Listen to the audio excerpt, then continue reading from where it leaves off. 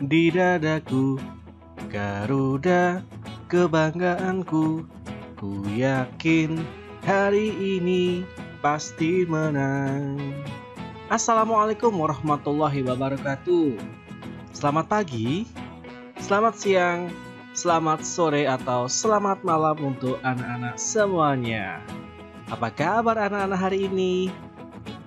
Ya, semoga kita selalu dalam keadaan yang baik, sehat, dan tentunya bahagia. Berjumpa kembali dengan Patimura. Hari ini Patimura kembali akan menemani anak-anak semuanya untuk belajar.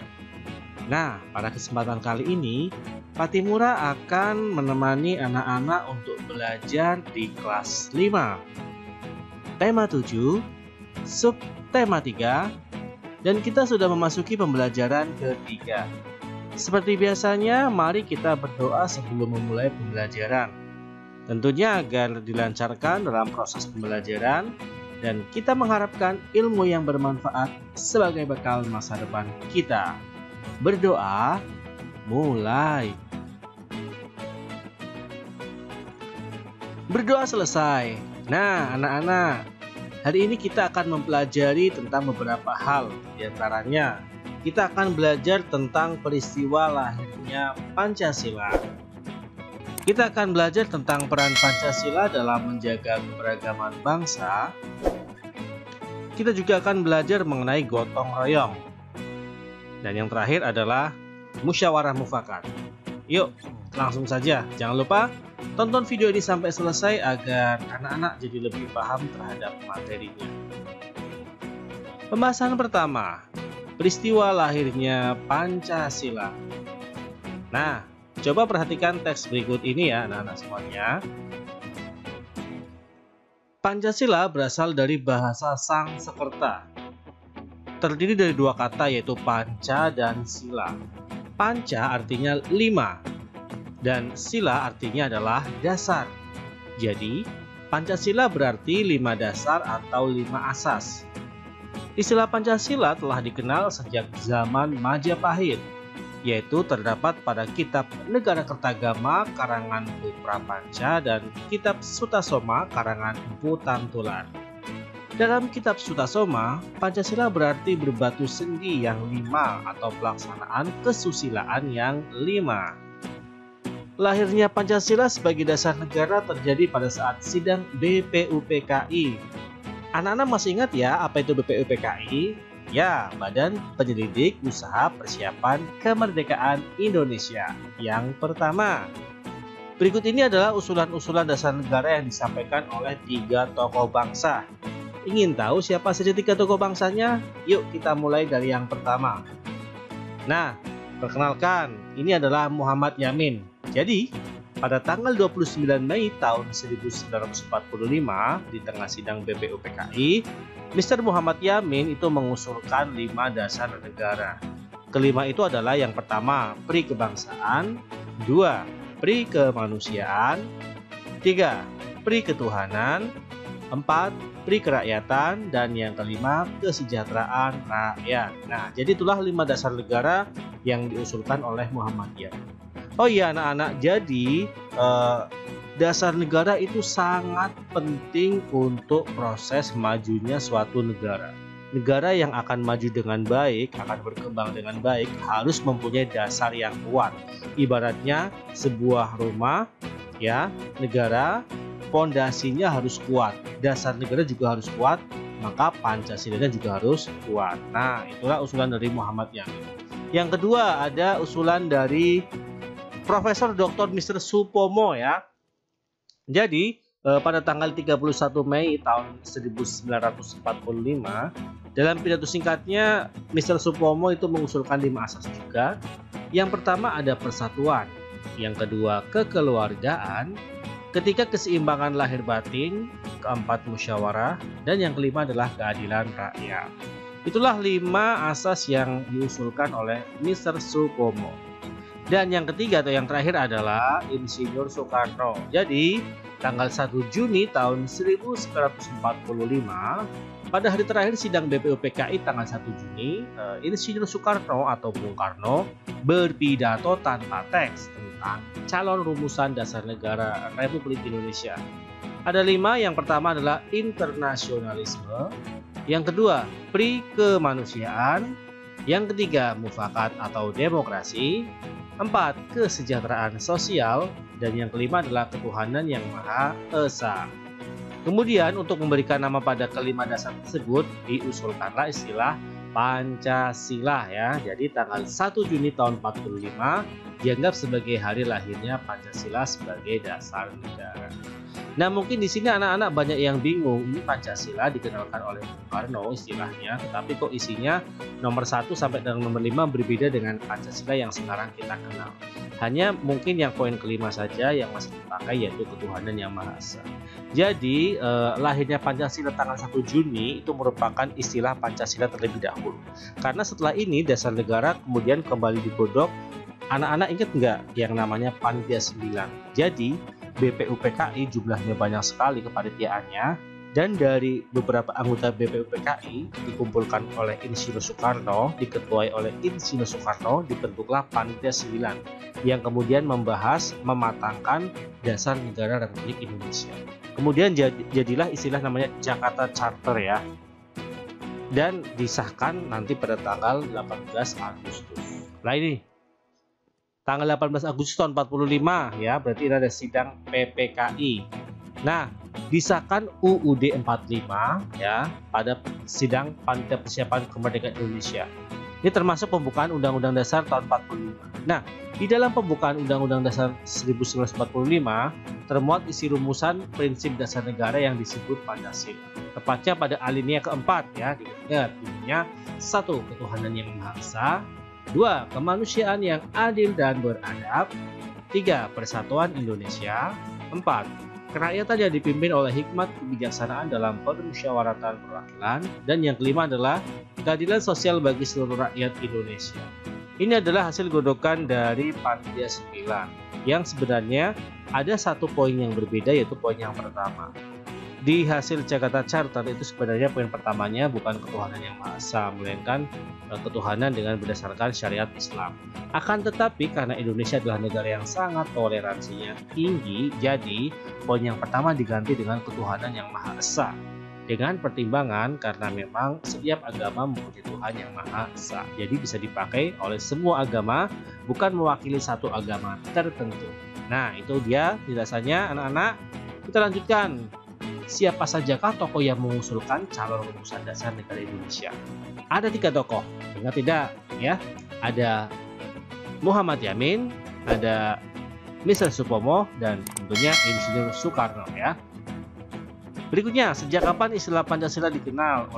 Uraikan secara singkat saja. Jadi Pancasila ini dikenal memang diawali dari zaman penjajahan Majapahit, sudah dikenal lewat ada Empu Prapanca dan Empu Tantular di kitab Sutasoma dan Negara Kertagama. Kemudian istilah Pancasila kembali dicetuskan dan dipopulerkan oleh Insinyur Soekarno pada saat beliau mengemukakan pendapat tentang dasar negara pada sidang BPUPKI tanggal 1 Juni ya. Nah, dari bahasa apakah istilah Pancasila dan apakah artinya? Dari bahasa Sanskerta, artinya adalah 5 dasar atau 5 asas. Apa yang dibahas dalam sidang pertama BPUPKI? Yang dibahas adalah dasar negara Republik Indonesia. Nah, kita lanjutkan. Apakah isi pidato Insinyur Soekarno pada sidang pertama BPUPKI? Isinya tentang rumusan dasar negara ya, dari 1 sampai dengan 5. Internasionalisme, pri-kemanusiaan, mufakat atau demokrasi, kesejahteraan sosial, dan ketuhanan yang Maha Esa. 6. Kapan dan pada peristiwa apakah rumusan Pancasila disahkan? Itu pada sidang PPKI yang pertama tanggal 18 Agustus tahun 1945 atau sehari setelah kemerdekaan. Nah anak-anak, sekarang kita akan belajar tentang peran Pancasila dalam menjaga keberagaman bangsa. Jadi Pancasila sebagai dasar negara merupakan kepribadian dan pandangan hidup bangsa Indonesia. Maka nilai-nilai luhur yang terkandung di dalamnya harus dipahami dan diamalkan oleh setiap warga negara Indonesia. Apalagi pada dewasa ini, Ilmu pengetahuan dan teknologi atau iptek berkembang dengan pesat dan membawa banyak perubahan. Perubahan-perubahan tersebut akan bisa mempengaruhi sikap dan perilaku seseorang. Dengan memahami dan mengamalkan nilai-nilai luhur Pancasila, kita memiliki dasar yang kuat sehingga akan bisa menentukan sikap dan perilaku dalam menghadapi perubahan-perubahan yang terjadi. Dengan demikian, kita tidak akan kehilangan kepribadian sebagai bangsa Indonesia. Nah, masyarakat yang terdiri atas berbagai suku bangsa yang hidup dalam lingkungan budayanya masing-masing.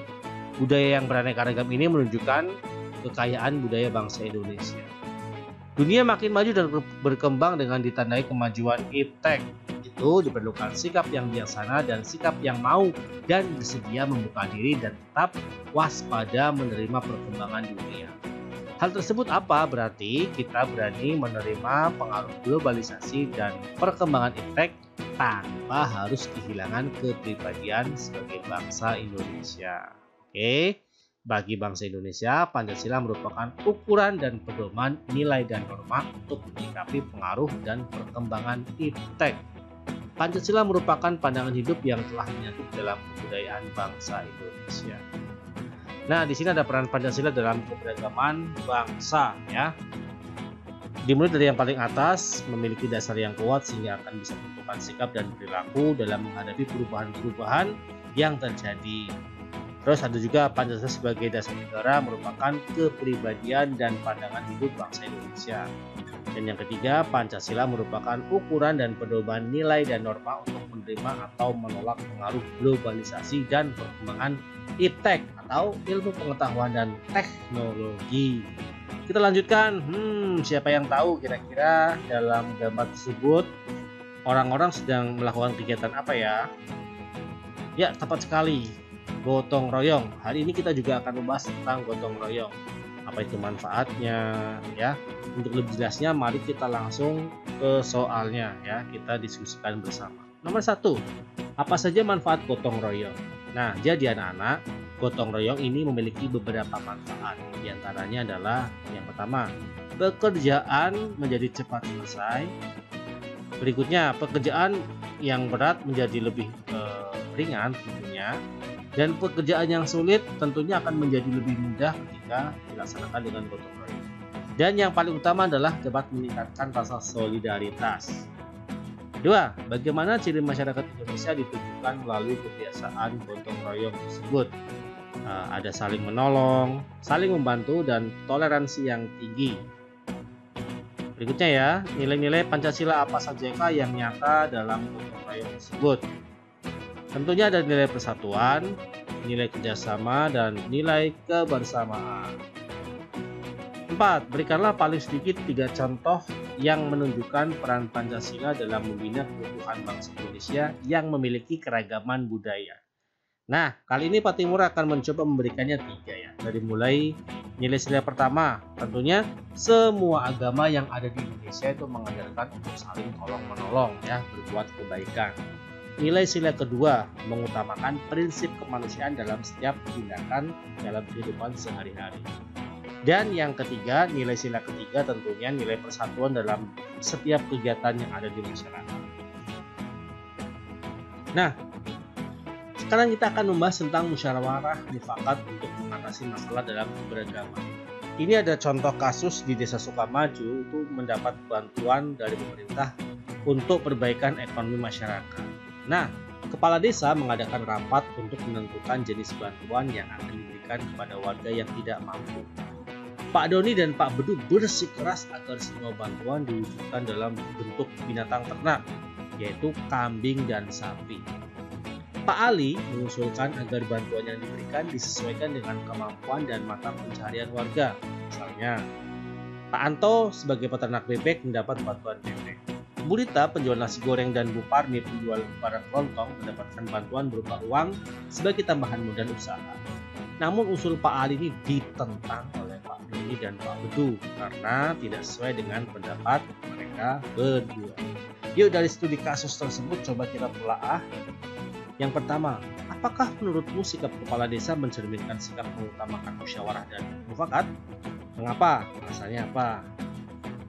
Ya, Benar, karena apa? Kepala desa menerapkan prinsip musyawarah ketika ingin mengambil sebuah keputusan. Di antaranya adalah musyawarah bantuan pemerintah. Bisa saja kepala desa itu bisa sewenang-wenang menggunakan dana itu sesuai dengan pemikiran dia.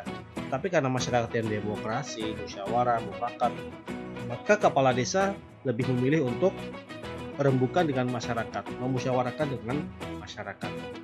Nomor 2, bagaimana pendapatmu tentang sikap Pak Dodi dan Pak Putu? Sikap mereka berdua sangat tidak terpuji. Karena apa? Beliau tidak mampu menempatkan diri dalam musyawarah, bersikeras dengan pendapatnya, dan juga tidak mau mendengarkan pendapat orang lain. Lanjut, bagaimana pendapatmu tentang sikap Pak Ali? Ya, Pak Ali ini menurut Pak Timur adalah cukup bijaksana, smart, pinter, terbukti dari usulannya yang bagus ya, luar biasa. Nomor 4, tuliskan paling sedikit 2 cara yang dapat kamu lakukan untuk menghargai pendapat orang lain. Ya, di sini ada menghormati pendapat orang lain, tidak memotong pembicaraan orang lain. Nah, anak-anak, ternyata pembelajaran pada kesempatan kali ini sudah selesai. Pak Timur mengucapkan banyak terima kasih pada anak-anak semuanya. Tetap semangat dalam belajar. Ingat, masa depan ada di tangan kalian semua. Raihlah mimpi setinggi mungkin. Karena kalaupun kamu jatuh, kamu akan berada pada bintang-bintang yang sangat indah. Sekian dari Pak Timur. Wassalamualaikum warahmatullahi wabarakatuh.